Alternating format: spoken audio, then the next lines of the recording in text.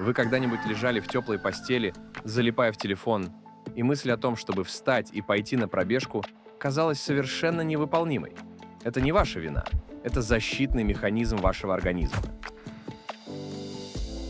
Сегодня я раскрою тайну, которая изменит ваше отношение к лени навсегда. Лень — это не ваш враг, а союзник, который просто нуждается в правильном подходе. Я поделюсь с вами третьим, неочевидным путем борьбы с ленью, который не требует ни стресса, ни чрезмерных усилий воли. Что такое лень на самом деле? Прежде чем бороться с ленью, давайте поймем, что это такое. Лень формируется как ответ на задачу, которая кажется организму избыточной. Проще говоря, наше тело реагирует ленью на то, в чем не видит смысла. Проблема в том, что наше сознание считает бессмысленным почти все. Зачем бегать по утрам, если раньше вы и без этого нормально жили? Зачем изучать новый язык, если вы свободно общаетесь на родном? Зачем что-то менять в жизни, если все и так хорошо? Лень — это защитный инструмент для сохранения энергии. Чем меньше у человека энергии, тем сильнее проявляется лень. И наоборот. Чем больше человек делает, тем слабее становятся его защитные реакции лени. Получается замкнутый круг. Но я расскажу, как его разорвать без экстремальных мер. Стратегия номер 1. Дробные задачи. Представьте, вы лежите в теплой кровати, а вам нужно идти на пробежку. Ваш организм протестует. Зачем это нужно? Всегда лежали, сейчас полежим. Секрет в том, чтобы разбить задачу на десятки крошечных шагов. 1. Я просто встану с кровати и взвешусь. 2.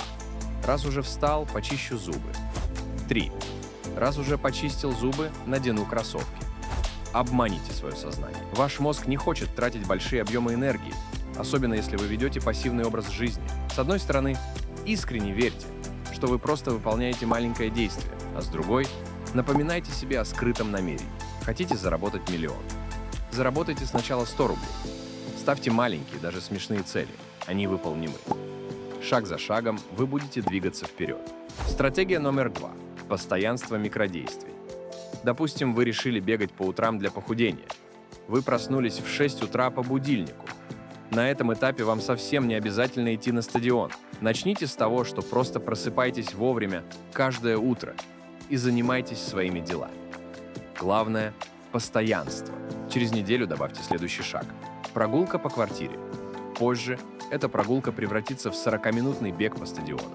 На начальном этапе важно не качество действия, а его регулярное присутствие. Стратегия номер 3.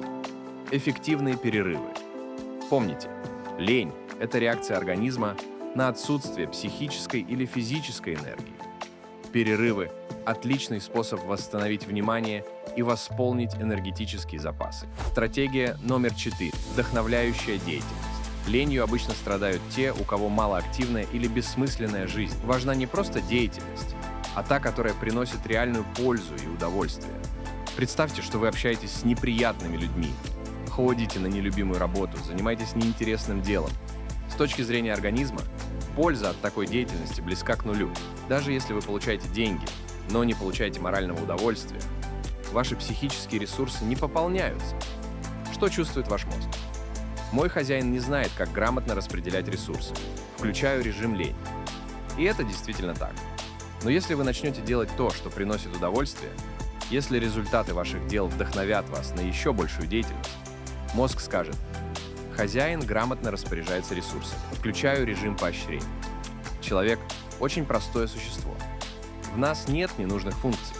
Лень-то – это всего лишь способ нашего организма помочь нам, хотя иногда он перебарщивает. Подведем итоги, чтобы победить лень. 1. Делите крупные задачи на мелкие подзадачи. 2. Демонстрируйте телу серьезность намерений через постоянство. 3. Делайте эффективные перерывы. 4.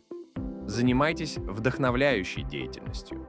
Следуя этим простым принципам, вы навсегда избавитесь от лени и откроете для себя новые горизонты продуктивности и достижений. Если это видео было вам полезно, ставьте лайк и не забудьте поделиться в комментариях своим опытом борьбы с ленью. Какие стратегии работают именно для вас? Нажмите на кнопку подписки и колокольчик уведомлений, чтобы не пропустить новые выпуски о саморазвитии и продуктивности.